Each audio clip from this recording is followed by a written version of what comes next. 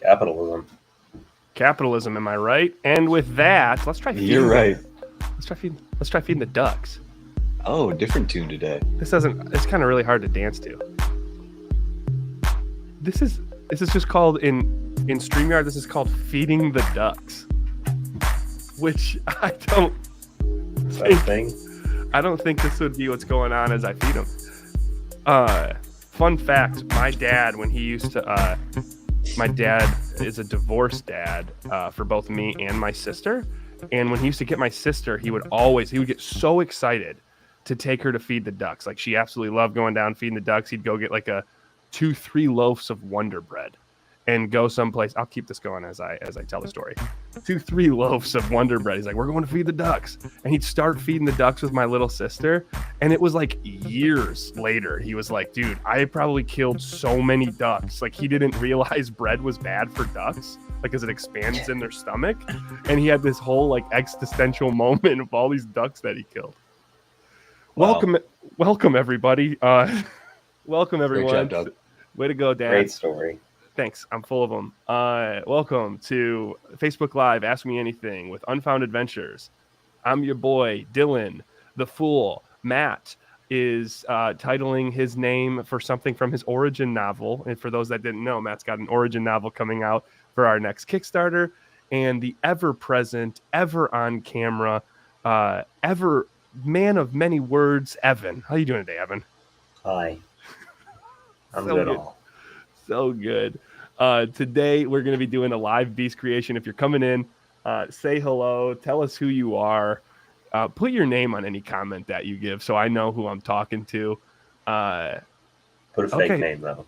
Put a fake name, and I'll call you the fake name the entire time. I'm not going to know because on our side it just says Facebook user. Watch this. Facebook user says, excited, have audio off due to kids sleeping, but watching the art come to life. So I could be making fun of you right now, and you have no idea, you loser, what I'm saying to you because your audio is off.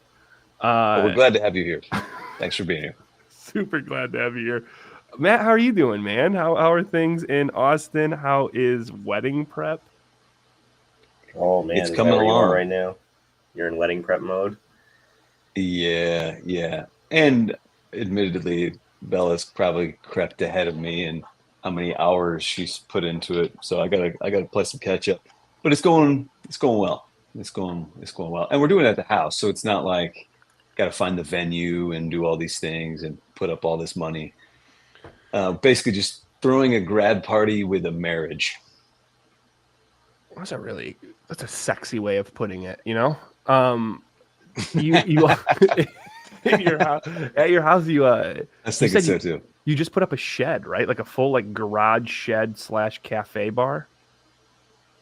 Cafe workshop is what it's called. And if you saw it, you would never call it a shed again. And if you do that again, whoa, then I'll forgive you, but I'll ask you nicely not to do it again. Cafe disco. It's kind of like a disco cafe. And you're also working on the account of Argus. I am 10 chapters in, so I'm going to ask you a bunch of questions potentially today. We're going to talk about our Kickstarter today. And Evan is going to draw 2 beasts. Matt, can we bring up the 2 callings that Evan will be drawing today from Miss Davis's class? So we gave you all at the beginning of this week in our Facebook group, we gave you the option of, do you want us to bring to life one of Matt's characters from his upcoming origin novel, Argus, and his calling, Rastin? Or do you want us to create 2 callings from Miss Davis's class? And much to the agony of Matt, you all chose Miss Davis beasts. People have spoken. We will be doing Argus and his beast in 2 weeks from now, but we are coming to give Evan 2 beasts, 2 callings to draw. First one is my absolute favorite. I told Matt, if Argus couldn't be selected, my second option over Evan drawing my own beast is this guy. Casey, don't worry, that person's coming next. But my favorite is this person created by, I think the kid's last name is my last name. Jack is his first name, right? So this is created by Jack. It is a ball, and it has 2 forms. It has a base form, and then at the bottom you see a mega form. It is, when we asked how tall it is, he got very specific. He said 42.3 feet tall. And Matt, could you, because I can't read from here, can you give us some facts about this beast? It can fly. It can explode. It likes licking people. It is green. We hashed this out before. There's something that it does called crimes, and I want to say that that meant something besides criminal activity, but I can't remember. And every time it dies, it multiplies by 2. Yeah, licking people, is that crime? Time and a place. I think it classifies as assault. That's assault, brother. You can't kill it. If it dies, it multiplies by 2. So it's one of those. What's the Greek mythology? Hydra. Is it the Hydra? Yeah. That's Hercules takes on as part of his 13 trials. So this is one of the bad boys we'll be creating today. We get to think of a name. So maybe if you have an idea for a name of this bad boy, put it in the chat. And then let's talk of the other one. Cares about eating grass. I forgot about that to mention its fascination with grass. It helps the salivation.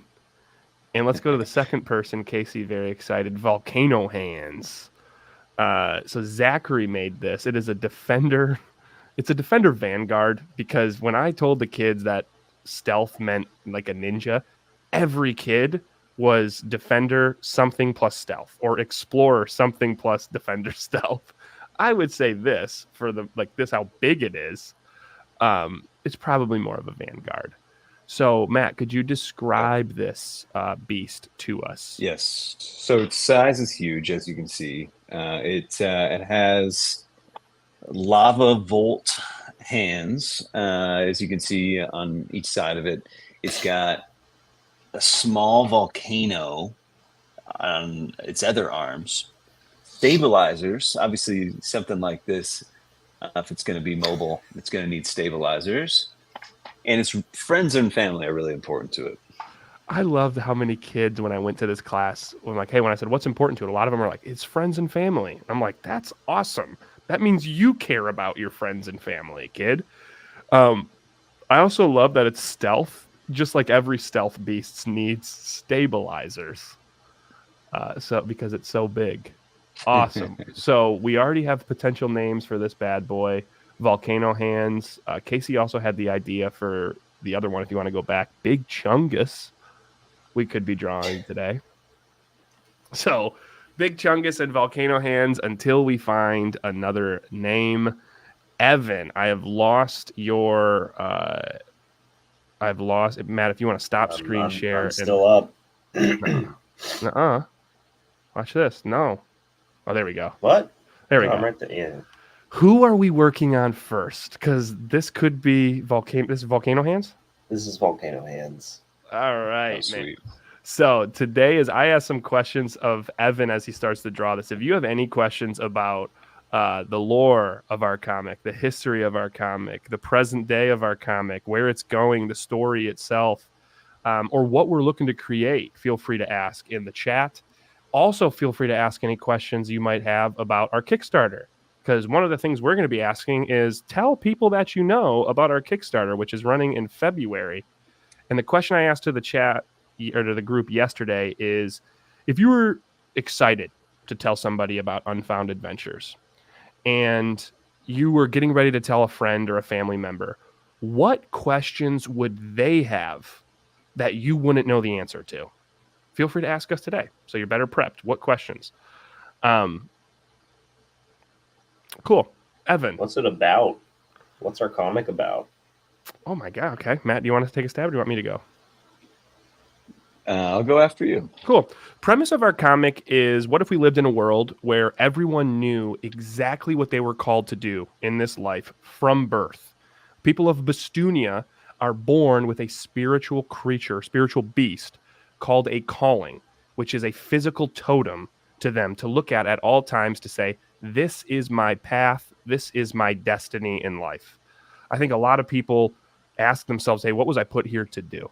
People in Bastunia know it because they're born literally with it. This calling, which is a spiritual beast, develops with them in the womb. and comes into this world with them. And every time this kid might forget, what am I called to do? They look at their calling to be reminded. And these callings have 3 different paths. There's 3 different main types of callings. First type is builder callings, and those are the callings that make the amenities and the landscapes and the societies of the world of Bestunia. They are the creatives, the entrepreneurs of this society that resurrect cities from nothing. There are explorer. The second type is explorer callings, those that are filled with wonder about the world around them and are destined to venture to new places and see new things and philosophize of new things and bring their learnings back for others, to really push themselves outside their comfort zone, to get closer to whatever source brought them here. And then the third path is the defender path. Those that see the world around them and they're like, this is an incredible gift. How can I preserve this? How can we protect this from the darkness that threatens us from time to time, the bad guys that threaten us from time to time? I want to protect my brothers and sisters. Those are the defender path people. So it's a world where people are born with a calling from birth with their God, and one day God goes missing and world falls into chaos, and these people try to bring the God back. Some people go into chaos. A few people raise their hand and say, you know what, we're going to bring the God back. We're going to find the lost God. We're going to bring order back to this world. And one of these people is named James Daniels, who is apparently based out on my dad. And he is a superhero of his time. He has multiple callings, and we can answer that question if you're curious of why he does. Big He has duck killer. Big duck killer. Multiple callings, and he says, I'm going to bring this God back. He lies at the top of this great mountain. I am going to go find him and bring him back. And he dedicates his life to finding this lost God. And he spends all of his time doing that. And in that time, he kind of it keeps a blind eye or doesn't put the attention towards his family that he should. And his daughter is our main character, who grows up without this dad because her dad is this larger than life figure. Her dad's this hero, this larger than life figure that's gone. James gets all the way to the top of this great mountain to find the lost God, only to come up empty-handed. And he comes back. He leaves as a hero and comes back as a laughingstock because people put their belief, their faith in him. So he goes from hero to zero very quick, and he loses this relationship with his daughter in the process. Main character, Joan Daniels, growing up kind of without that dad and mom not fully there, is in a hard time in Bestunia where people are born without beasts. There's chaos going on, and she has got to fight for her own path and be the best that she can be, whether or not she has a beast. And one day when she's 13, she goes to school, and on her way home, events take place, and she is miraculously gifted. Spoiler alert. A beast who is not just the first calling that's happened in the last 13 years, but is also the lost God himself. Spoiler alert, finished. And the story is her friend, and her dad's adventure to bring the lost God back and bring order back to Bestunia. How long was that? Perfect. You nailed it. How'd I do, Evan? I think you did great. I was waiting to ask you what our story is actually about beyond the conceit of the world, but you know what? You jumped right in. That's me feeding the ducks, just like my dad. What was the question you were going to ask? Me? Yeah. You covered it. Oh, I covered it. No, you covered it. You beat me to it. You like to dig into the conceit of the world itself quite a bit without actually telling people what the comic itself is about, which is to say Joan, James, Artie, etc. So I was just waiting to call you out on that. Oh man, what a guy. A verbal trap for you. What a guy, dude. Just laying traps. What path would you be walking right now, laying these traps for other people, Evan, in your mind? I don't know, not a good one. Yes. Evan's down like a dark path right now. We love it. We never call you out, just call you up. You know what's funny? The story is about Joan. I think of Joan first, but when writing the prose for this most recent book, a lot of it actually happens inside Artie's head. which is fun for me to take a visual medium like a comic where, sure, you're viewing the scene from a perspective, but it's not really from any one character's perspective. You're just a third party observer, and then to take prose and bounce from head to head to head. It's actually, so far I've spent a lot more time in Artie's head than Jones, Matt, and James's head than Jones. For anyone listening, who is Artie? Artie, other than my best friend. Artie is, how do you describe Artie, man? He's like, everyone knows I can see Artie. myself in Artie in ways, just this recklessly optimistic, cheerful dork, dweeb. I was gonna say idiot, but yeah, dweeb's probably better. Yeah. He's a great companion for Joan. He's just kind of Joan's opposite in so many ways. Yeah, he's an underclassman to Joan. I think he's like 1 grade younger than Joan. He like constantly looks up to Joan and what she stands for from afar. He thinks they're best friends. Joan barely knows this guy exists. And he is, yeah, like you say, helplessly optimistic about the future that they share. And the studies that I've done is he's the perfect side character, the perfect, not the protagonist. What am I thinking? Deuteragonist. Comic relief. Yeah, he's a comic relief. He's that side character that is everything your main character isn't.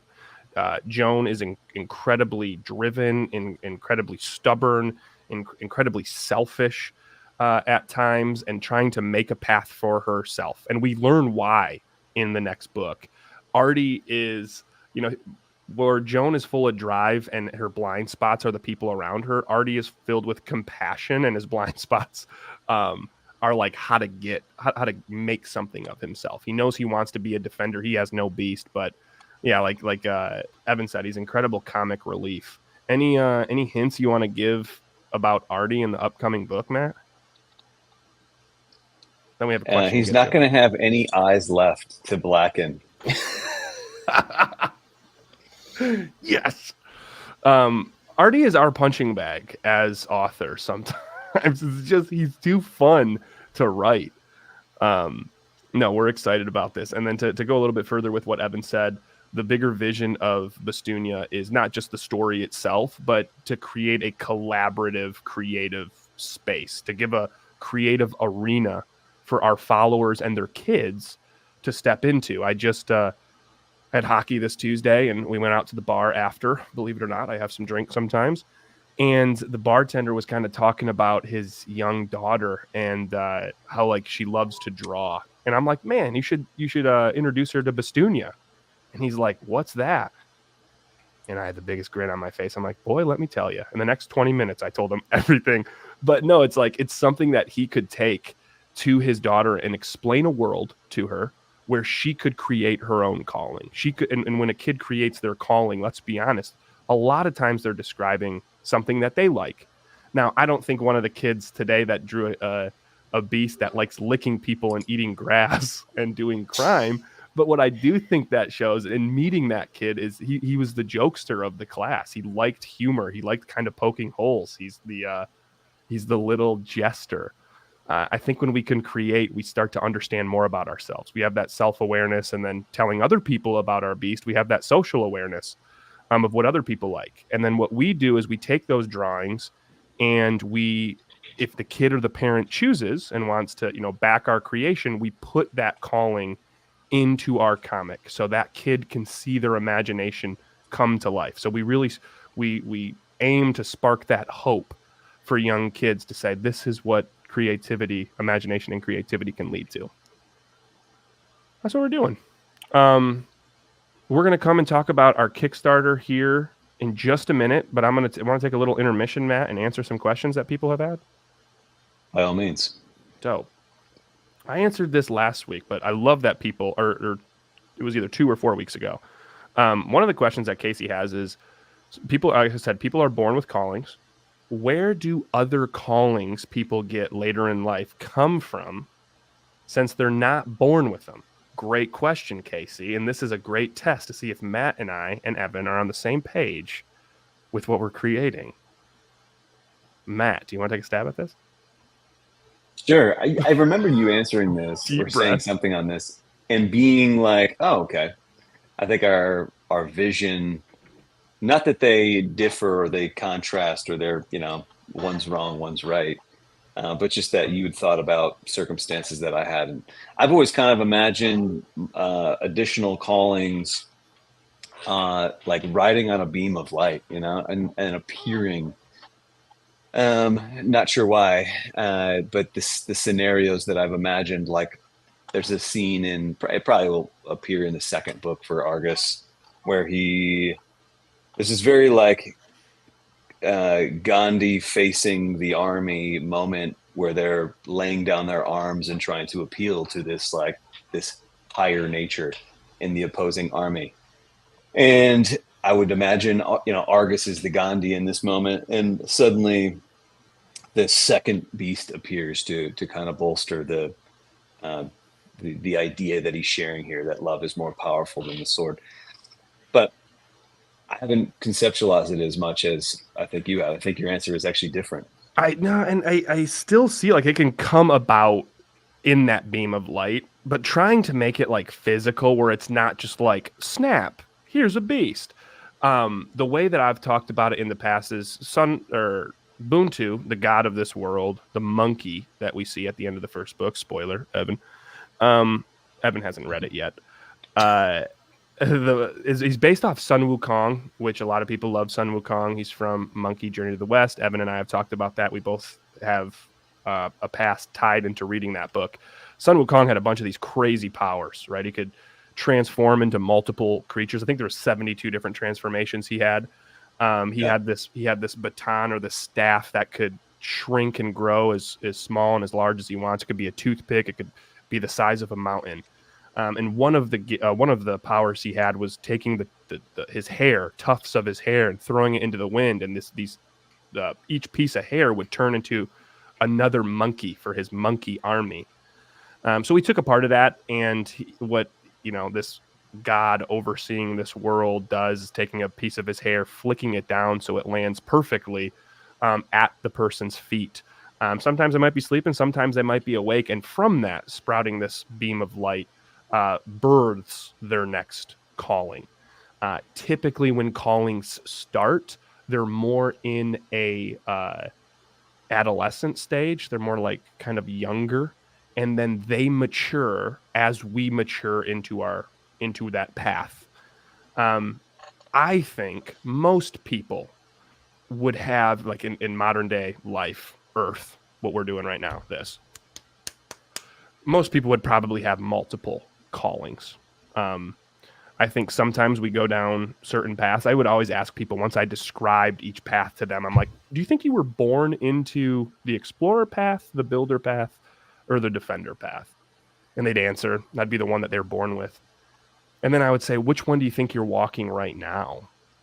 And then they tend to say a different one. Like for myself, I feel like when I grew up, it was, hey, these are the routines. This is what we're given. This is what we should love. This is what we should protect. It was very much defender path. Like we had our routines and we stuck to them. I loved hockey. I would go to it all the time. My dad was my coach. Love you, James. We'd come home. We'd do like the similar things. And I was like, this is awesome. And so I would probably be born with a defender calling. And then when I went off to college and started being like, I want to get outside of my comfort zone. I want to start seeing different parts of the world. I want to start experiencing failure. I want to start understanding there's more than just this. I started to lean more to like, that's when, Ubuntu would probably drop down my explorer calling. It drops down my explorer calling, and I went off to different states and I sold books door to door. Less for the business acumen and more of just trying something new to make money to pay for college. So I would lean into my explorer path there, right?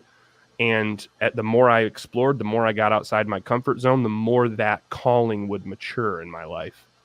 And personally, I feel like after that, I sold books for 5 summers. And I'm like, man, this is how you grow a business. And I want to see if I could do this and recruit and train and see this empire that I could build and this legacy I could leave. I probably would have been gifted my builder calling. And then the more I leaned into that, the more that beast would mature. I would say right now in my life, the most mature calling I would have would probably be my explorer calling. I feel like I just constantly like to get outside my comfort zone and try new things. The next would be my defender calling, especially having a kid. I feel like I'm understanding what my dad and my mom went through. And then my builder calling, like we're trying to build Unfound, but I feel like I'm juggling 8 balls at once and just dropping them consistently and then picking them back up. So that's kind of how it would play out. That was a really, I almost swore, but I didn't. That was a really long answer. I hope you liked it while you watch Evan make this. Anything you want to add there, Matt? I like that that awareness that you are not a builder, you are not an explorer, you are not a defender, but you walk these paths and their energies in a sense that you can embody.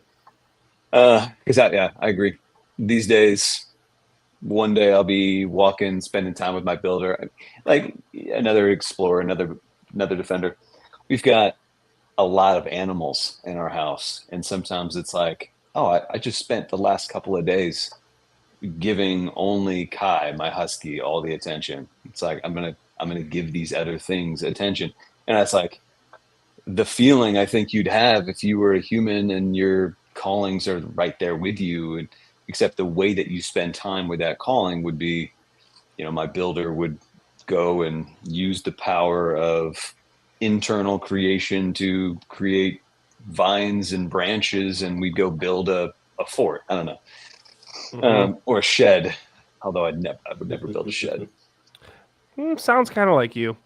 I like that you're starting to talk about abilities, because there's another question that we had from, it might be Matt's sites, or it's just you. He starts talking about what powers do these. Is this you? Is this you, Matt?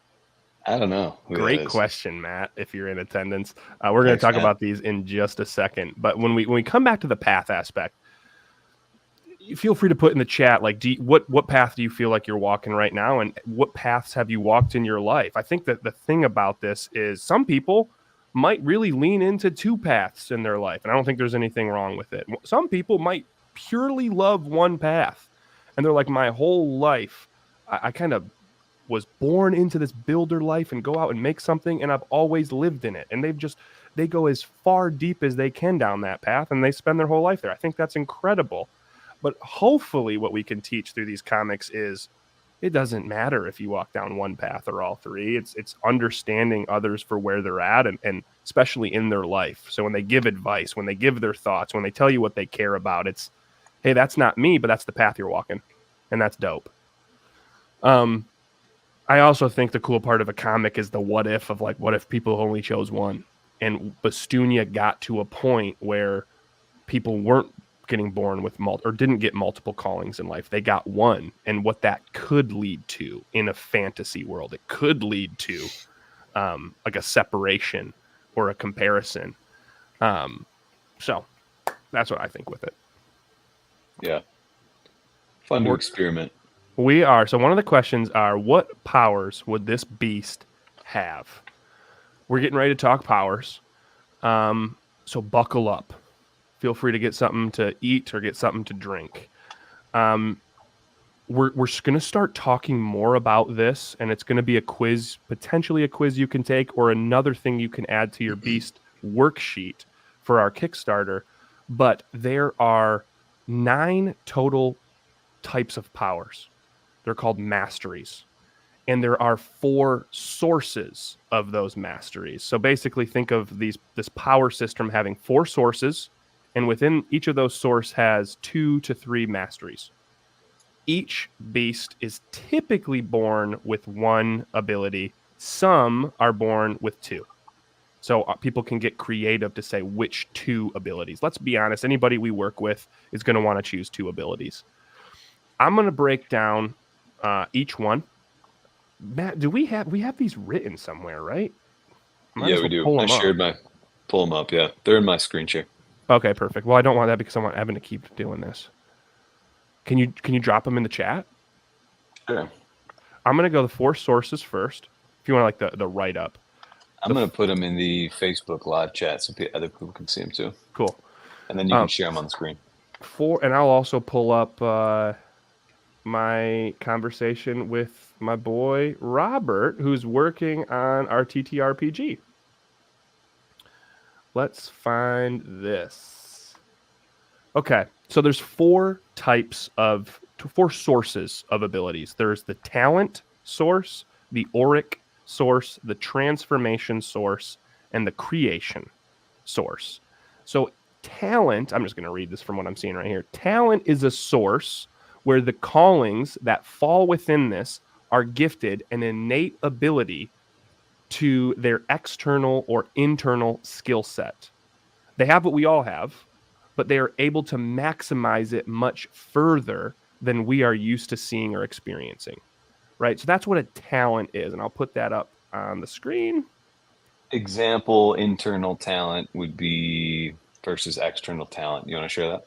Yeah, so an external talent mastery would be those callings that have one exponential physical gift. So we got to think of things like strength, speed, dexterity, other physical skills. Maybe they can jump really high, maneuvering, things like that. But it's what they're doing with their physical body, things that we can see with their physical body.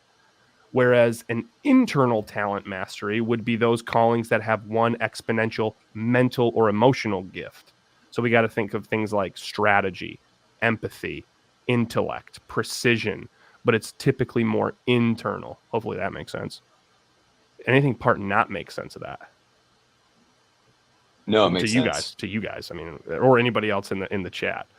So that's the source of talent, and those are the two masteries within talent source.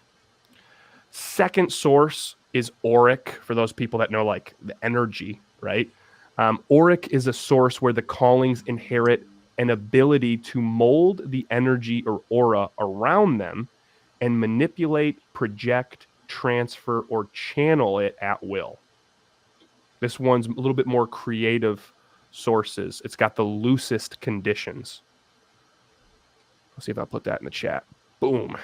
Copy. Paste. It might be too long. Yeah, it is too long.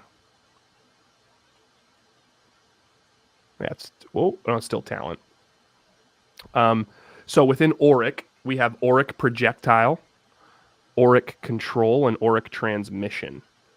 Auric projectile mastery would be those callings that can harness the energy around them, kind of harness this energy around them and project it outward for an attack through large bursts, small shots, rapid successive blows, vibrational waves.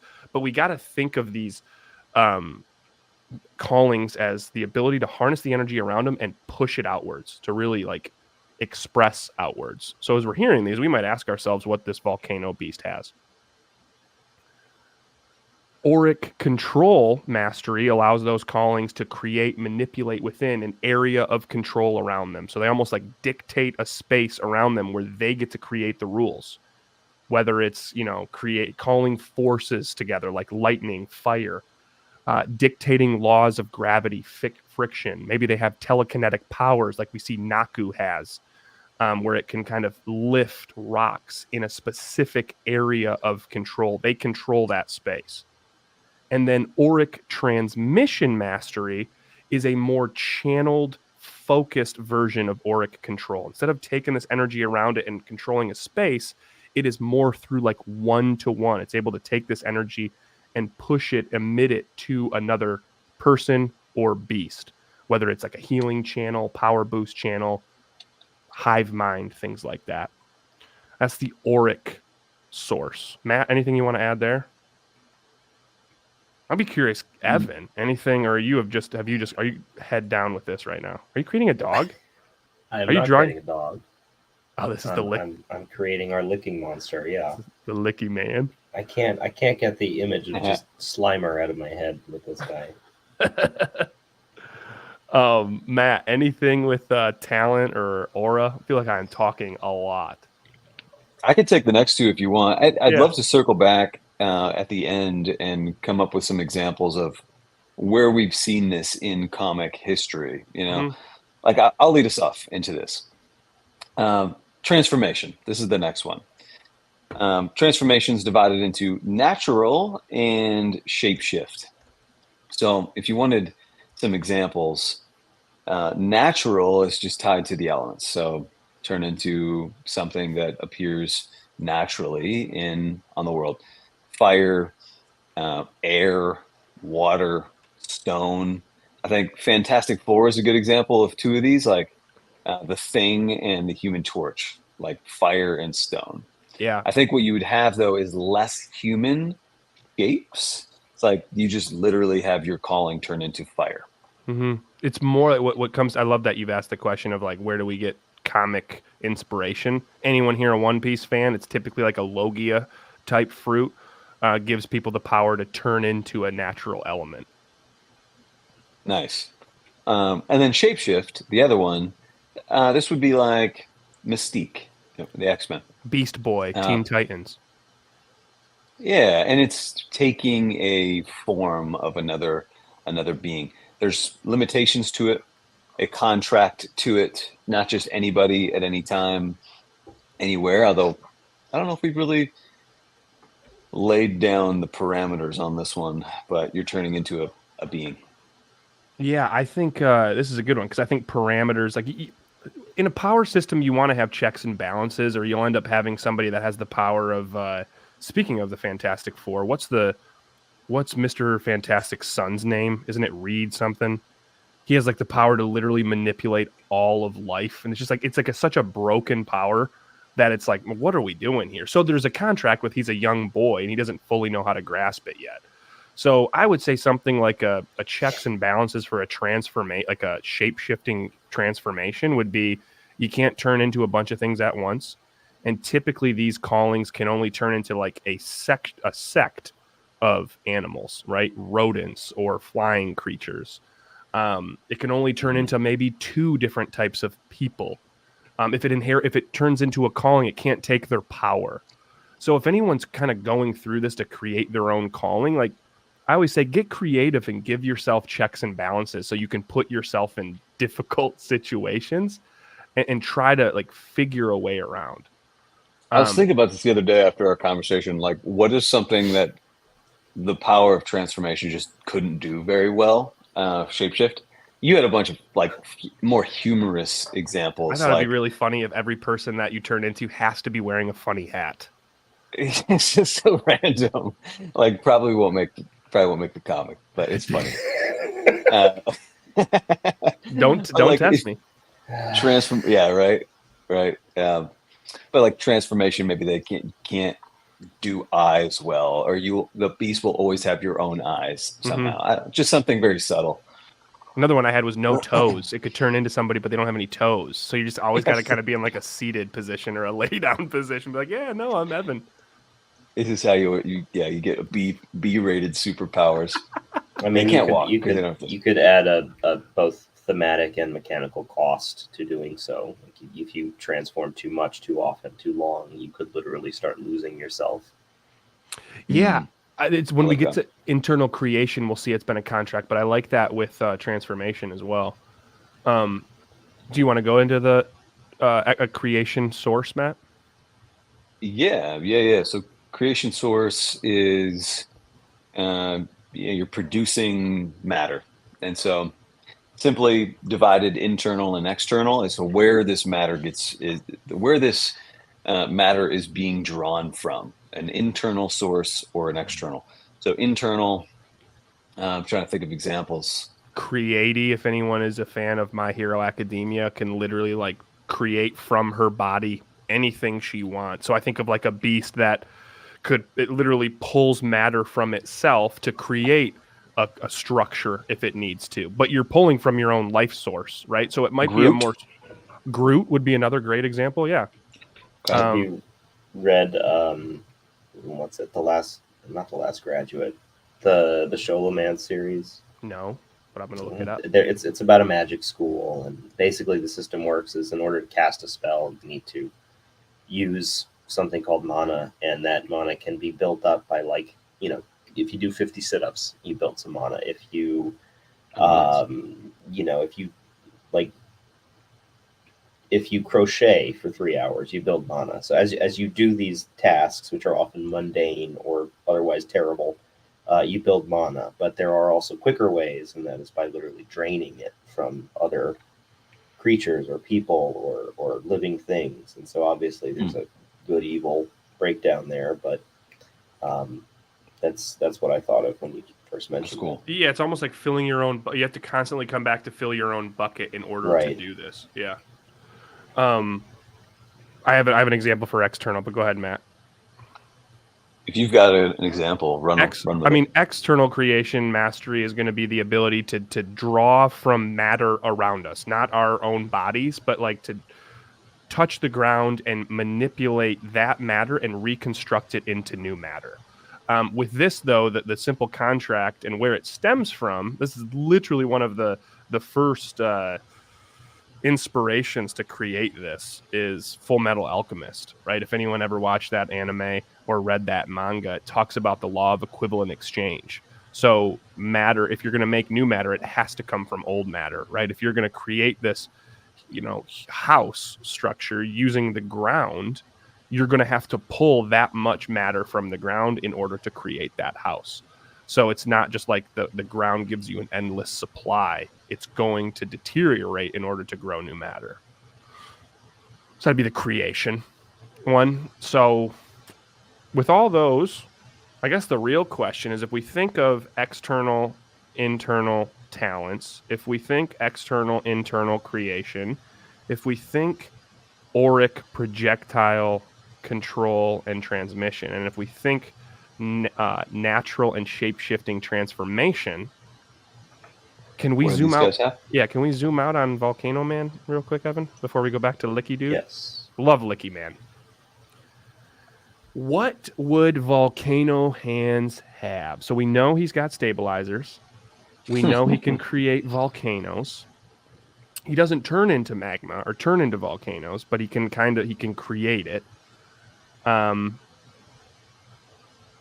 We never told internal creation. Yeah, I was thinking potentially internal creation, or depending how he wants to use it. Like if he wanted to manipulate, now I'd probably say internal creation.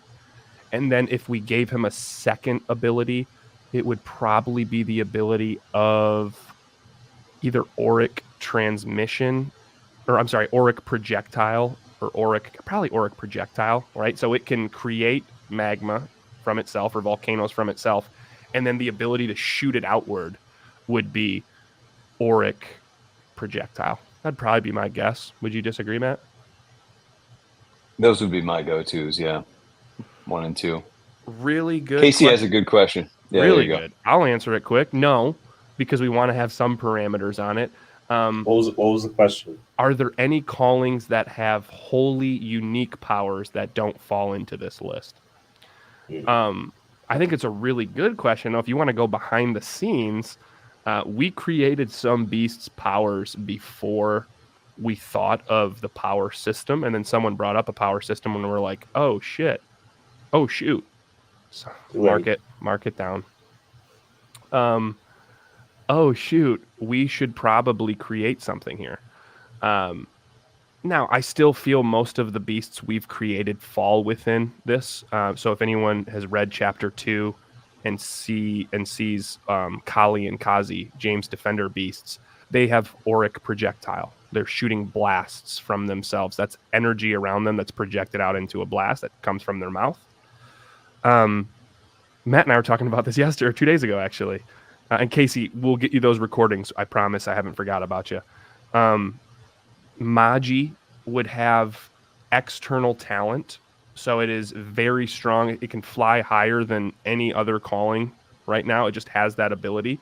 So there's a bunch of callings that can fly. Magi has an external talent to the max that can just fly and has more strength to do so.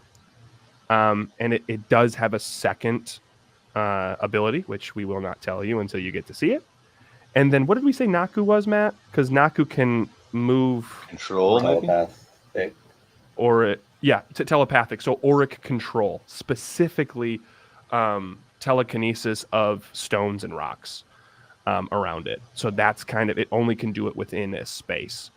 I always tell people, it's like if you're starting to think of that beast and then we throw this, it's like it's throwing that curveball of how can we get creative to bring this power into this system. Because what we want to get to is have some checks and balances with the power system.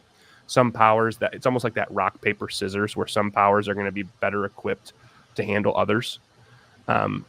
Builders will tend to have probably more creation powers, but not always. But that hopefully that answers the question. Anything you'd add there, Matt or Evan? Maybe. Evan? You can do this. You can do it. You know what? I actually had something, but I lost it. I laughed it away. You go ahead, man. Thanks a lot, jerk. Well, we were talking about internal creation the other day, and spiders came up, and we were like, or like a silkworm, like something that is real on Earth that is just kind of like a miraculous creature. When you think about it, how do they do these things? It's pretty impressive. And so maybe the only leeway, the only loophole potentially would be if we were borrowing from something. You have this very arachnid-like calling, and it's got the power of whatever shape-shifting, but it's based on a creature that that may have the ability to spin a web. It's like, I don't know. Thinking about this because of your question, not because we've ever talked about this as a team, but maybe it could sort of have to. I'm curious what Casey has in mind for why I asked this question in the first place. I'm curious if you think of a power that would fit outside of it. Because I try to mold most of them into this. Let's go. Well, Casey, go ahead, Evan. I was just gonna say, to me, that question is asking about, like, are there the equivalent of legendary Pokemon, or is there a Gambit in this universe? Yeah, is there somebody who breaks the rules, not because the rules are meaningless, but because for some kind of narrative purpose, like exploring what happens if the rules really are threatened quite that existentially. But that's a really tough narrative line to walk, and it's really easy to shoot yourself in the foot with that. I think with it's what we're going to see within Bastunia. The majority of callings are going to only have one of these masteries, right?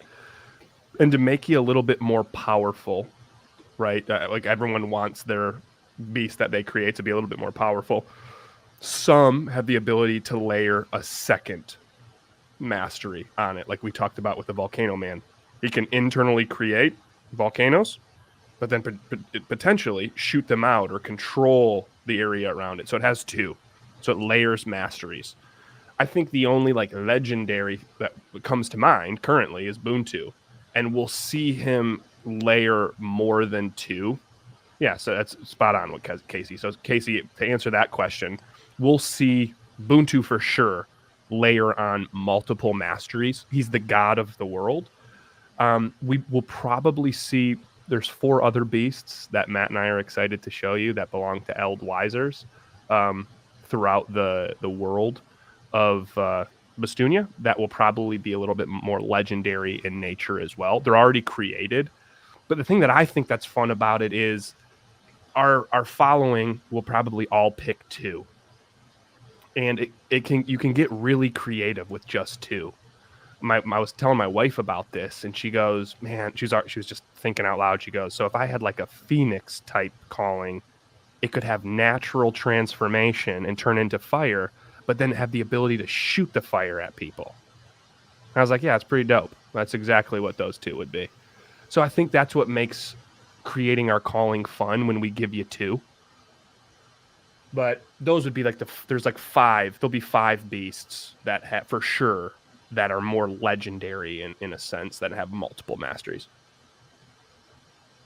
The ancestors of Argus. Yeah, the ancestors.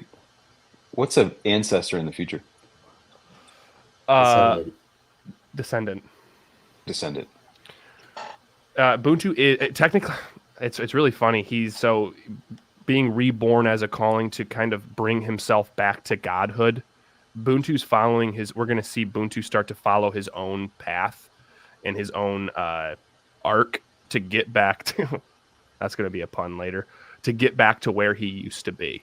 So it is very similar to to stem from mythology of Sun Wukong was smited by the Buddha had all these powers, and then forced under this mountain, like was shut under this mountain for aeons, for like a long time.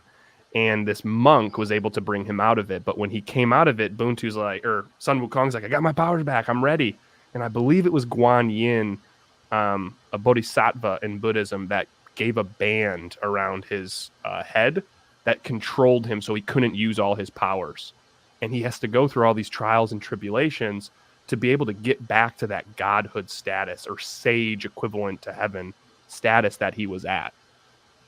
So yes, he's going to have the restrictions of a calling at first. Like, we see him right now really premature in his growth, and then he'll slowly build and grow. It's actually going to be one of, if we can get up to, I think this is 10, is this 8,000 in our Kickstarter, Matt? It's 8,000. I think. Yeah. If we have a tier, where we can get to $8,000 for our next Kickstarter, all of our backers are going to get, it's going to be the first time, potentially the only time we run these posters, a picture of what Buntu looks like in his godhood status. Because right now we see him as this young monkey. We want to show you what he will look like as a god. So great plug. Thanks for asking, Casey, so I can have that long tangent to tell you all. We launch our Kickstarter, I believe, next Wednesday. Mark it in your 30th. calendars. The 30th. So next Tuesday. We launch our third Kickstarter. We have a goal of 5,000. We are running it for an entire month, and we have a bunch of different tiers, a bunch of different rewards. Matt, do you have the Kickstarter page up? It's pulled up now, yeah. My man. What is the first tier?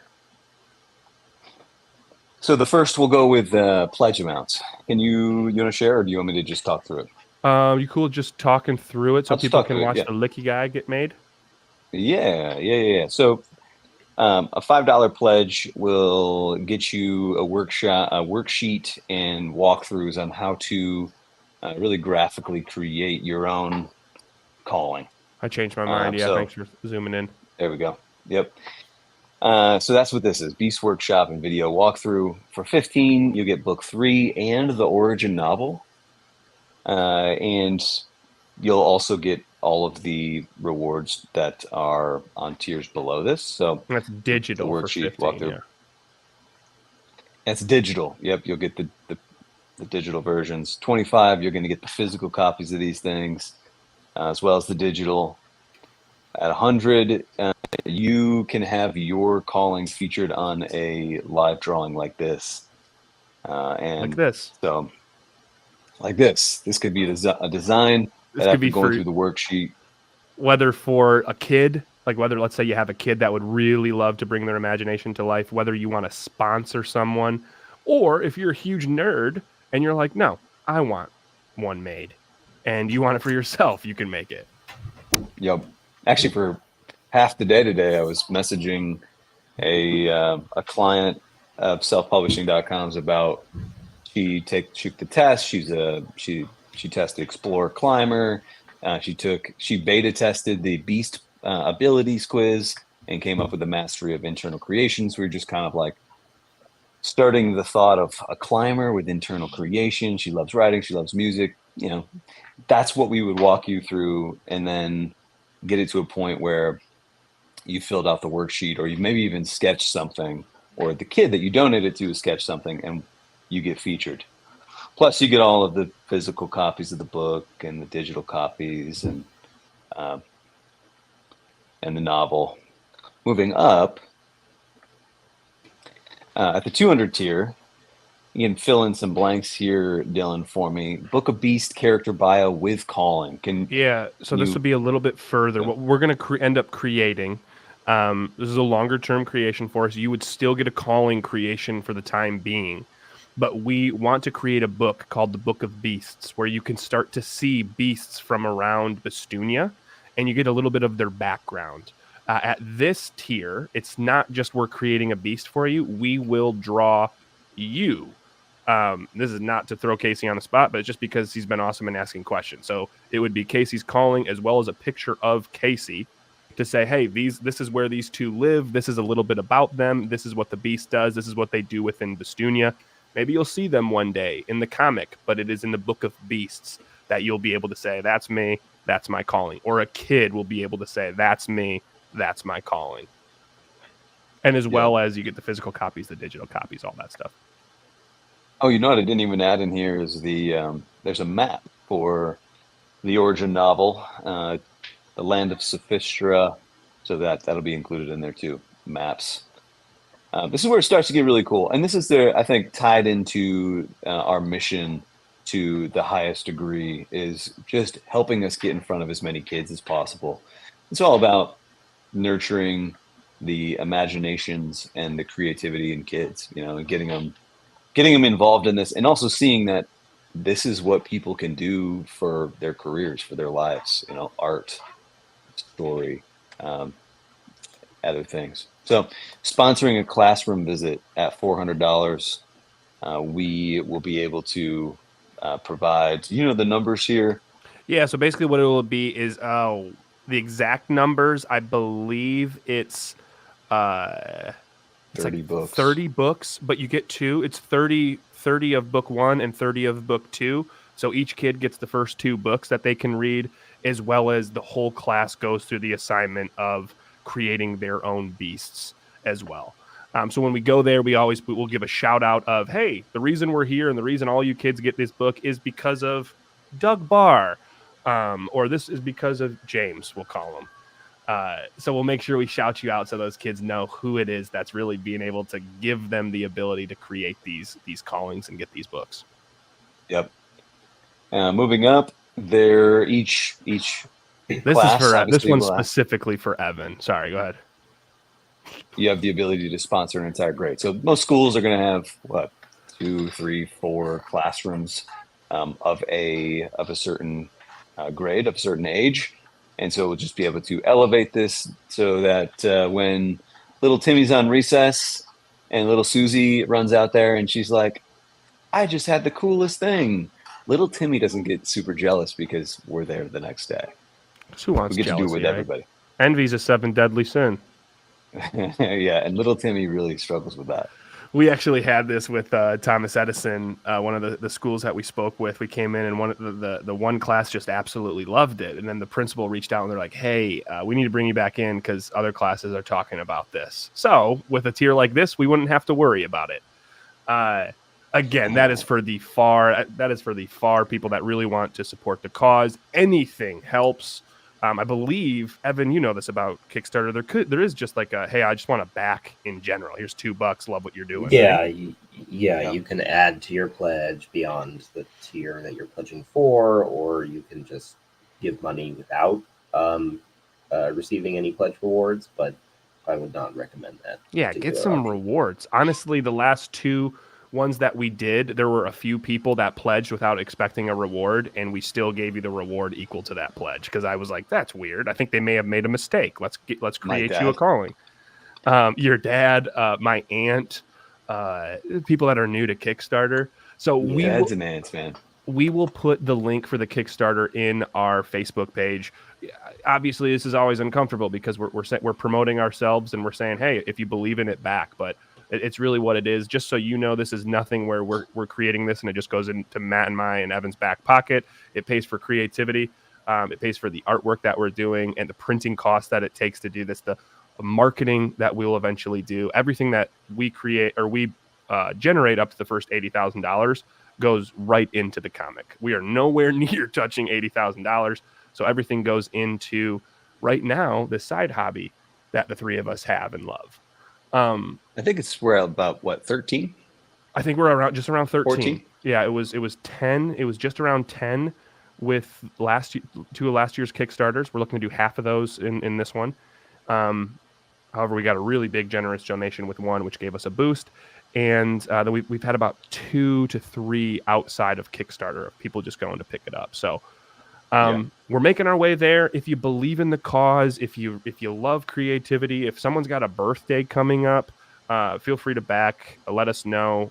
I'll have calls with the kid if you want me to, just to ask questions to make sure the most comes out of it. yeah, that's everything that we're doing. We're getting ready to the top of the hour. Am I missing anything, Matt? I want to ask a question that are these beasts that have been created today canonically, if that's how you would say that word, accurate? Could they exist in the world of Pestunia without breaking anything? 100%. Like, are they all going to be main? I think that's the big thing. Like, are they going to be main characters? Probably not. One of the challenges that we want to work with a kid saying, hey, can we put this into the comic? That's the first thing I ask any kid is, would you mind if we put this in the comic? Like, would it be out there? We don't want to turn this into a main character and because then when we start talking about the calling's human counterpart running into challenges, we don't want to project that challenge onto the kid themselves. But when we have battles, when we have someone protecting people from a Zigra that are coming, there's nothing stopping us from saying, you know what, Volcano Hands is the one. Thank you so much, Mark. Volcano Hands is the one protecting this bus or this group of kids that are in the back of this. What do you call it, Matt? What's that first horned creature? The bus. You know what I'm talking about? You know what I'm talking about, right? In the very first book, 10-ton. 10-ton. When these kids are on the back of a 10-ton and there's an Azigra attack, there's nothing stopping us from saying, you know what? Captain Licky, Chungus, Big Lick Chungus is coming to save the day. I think that's Chungus able to, among us. Kids are able, Chungus among us. Kids are able to see themselves as superheroes in a comic, and for us, that's what we want. Like I'm not tied to having to have these beasts and these callings created a specific way. So, if you believe in the mission, tell people about it. Invite them to the Facebook group. Tell them about the Kickstarter. If there's questions that people have, put them in contact with us or come ask us questions, and we'll get back to them. Like we absolutely love and appreciate all of the support that you give us. Even coming here to watch this for an hour on a Friday, like when you could just be like, I want to check out. Appreciate you. It's amazing. It gives us motivation to keep doing it. Because there are times when I'm sitting out in the rain of this being like, what the heck am I doing? This means the world. So we appreciate y'all. As always, we will put these on our Instagram page and the Facebook page in the next couple of days. Evan's just going to do his final tweaks. And that's it from us. Anything to add from first Matt and then the always talkative Evan? Nope. Live, laugh, love. Dance like nobody is watching. Until next time, my friends, make sure if you feed ducks, you do not use Wonder Bread because that slowly kills them. Thank you. We appreciate it. We will see you all in 2 weeks where we create Argus. We talk to you, an update on how the Kickstarter is going, and we learn about the origin novel that has come in. Peace, love, and happiness. We're ending the stream. Well, we're ending the